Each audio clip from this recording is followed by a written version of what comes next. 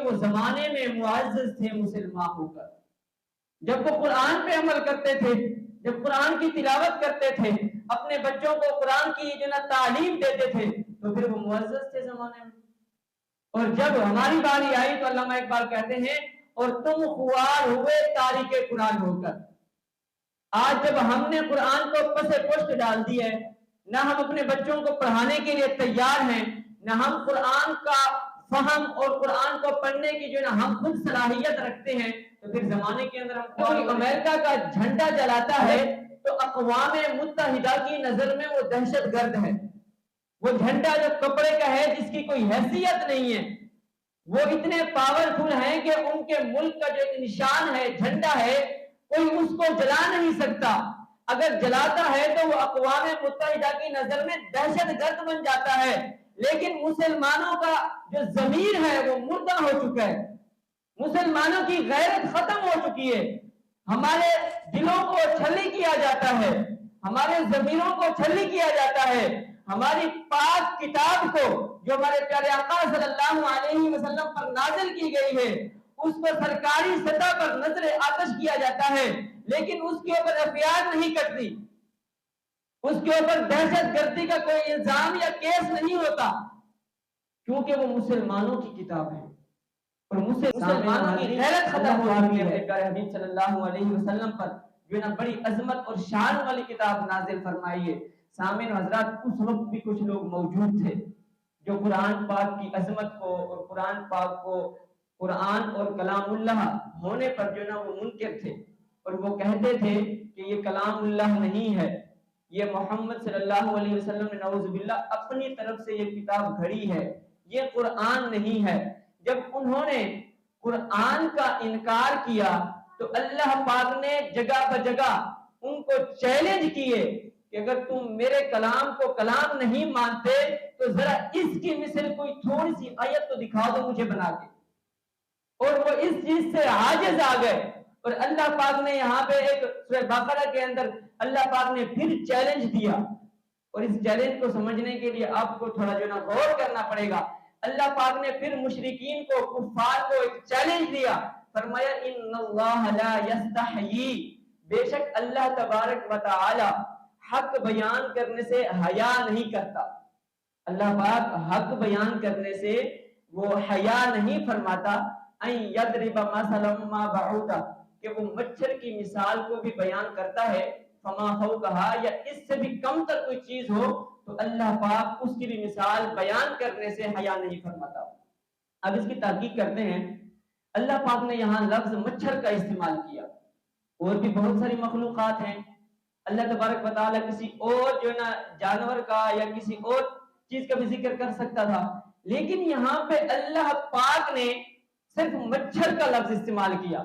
اب ہم یہاں سے اس چیلنج کو دیکھتے ہیں، جو چیلنج اللہ پاک نے مشرکین کو، کفار کو دیا، اور ایک مچھر کی مثال جو ہے نا دے کے چیلنج دیا اور وہ اس سے عاجز آ گئے. تو آج ہم اس مثال کو سائنس کی نظر سے دیکھتے ہیں، اور سائنس بھی اس بات کو ماننے سے جو ہے نا وہ آری نہیں ہے، بلکہ وہ اس پہ متفق ہیں کہ جو مسلمانوں کی کتاب کے اندر یہ بات ہے وہ برحق ہے. آئیے اب اس کی مثال دیکھتے ہیں. آج ہماری نظر میں مخلوقات میں سے جو سب سے حقیر چیز ہے وہ کیا ہے؟ وہ مچھر ہے. اس وقت کے لوگ بھی مچھر کو حقیر سمجھتے تھے. اللہ پاک نے اسی لیے جو مچھر کی مثال دی. آج ہماری نظروں میں، دنیا کی نظروں میں مچھر جو ہے نا وہ حقیر ہے، لیکن اگر ہم اس کی طبیعت پر، اس کی تخلیق پر غور کرتے ہیں تو ہمارے ایمان کے اندر پختگی آ جاتی ہے، ہمارا ایمان تازہ ہو جاتا ہے، اور پھر ہمارے ذہن میں، ہمارے قلب میں آتا ہے کہ واقعی کوئی ایسی ہستی ہے جس نے کائنات کے نظام کو بنایا ہے اور اس کو سنبھالا ہے. اب مچھر کی تخلیق پہ غور کریے. اللہ تبارک و تعالی نے مچھر کو جب پیدا کیا تو مچھر کے اندر اللہ تبارک و تعالی نے 100 آنکھیں رکھی. اللہ اکبر. ہے کتنا سا مچھر ہے، وہ ہمارے ناخن سے بھی چھوٹا سا ہے، لیکن جب اس کو سائنس کی نظر سے پڑھیں گے، اب اس کی تحقیق کریں گے تو آپ کو پتہ چلے گا کہ اللہ تبارک و تعالی نے اس مچھر کے اندر کتنی صلاحیت کو پیدا کیا. سائنس کا کہنا ہے کہ اللہ تبارک و تعالی نے مچھر کے اندر 100 آنکھیں پیدا کی ہیں، اور سائنس کہتی ہے کہ جتنے بھی کائنات کے اندر جانور ہیں اللہ تبارک و تعالی نے ہر ایک جانور کے اندر، جاندار کے اندر ایک ہی دل رکھا ہے، لیکن مچھر وہ واحد ہے اللہ کی تخلیق میں سے جسے اللہ تبارک و تعالی نے 2 دل عطا کیے۔ اللہ تبارک و تعالی نے مچھر کو 2 دل عطا کیے ہیں۔ اللہ تبارک و تعالی نے مچھر کے اندر یہ بھی صلاحیت رکھی ہے کہ اس کی آنکھوں کے اندر ایکس رے کرنے کی صلاحیت ہے۔ آج ہم ہاسپٹل میں جاتے ہیں، ایکس رے کراتے ہیں، وہ بتاتے ہیں کہ یہ ہڈی ٹوٹ گئی ہے، کیا معاملہ ہے، سب کچھ ہم کراتے ہیں، لیکن مچھر کو میڈیکل کرنے کی ضرورت نہیں ہے، اس کو تعلیم کی ضرورت نہیں ہے، اس کو میڈیکل کرنے کے لیے پیسوں کی ضرورت نہیں ہے۔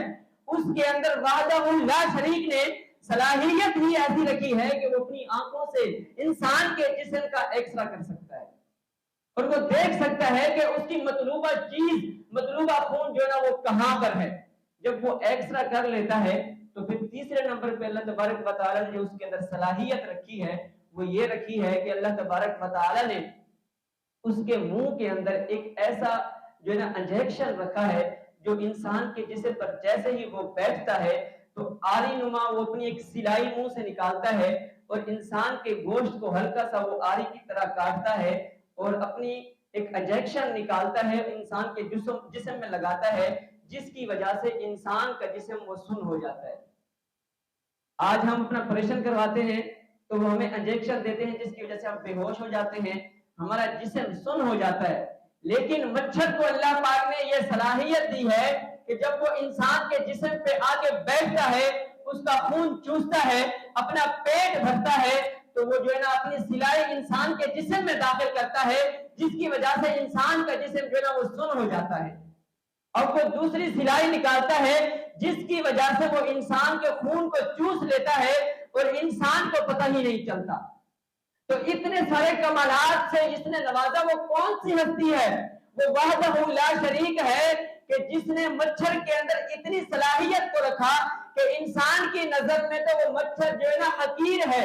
آج ہم میڈیکل کرتے ہیں، سالوں سال جو ہے نا میڈیکل کی تعلیم حاصل کرتے ہیں، پھر جا کے ڈاکٹر بنتے ہیں، پھر بھی خدا کا شکر ادا نہیں کرتے، لیکن مچھر وہ واحد مخلوق ہے کہ اللہ تبارک و تعالی نے ساری جو ہے نا خصلتیں، ساری جو ہے نا صلاحیتیں اللہ تبارک و تعالی نے اس کے اندر رکھ دی ہیں۔ اللہ پاک نے اس وجہ سے قرآن پاک کے اندر جو ہے نا مشرکین کو اور کفار کو مچھر کی مثال دے کے جو ہے نا چیلنج دیا اور وہ اس سے عاجز آ گئے۔ اللہ اکبر۔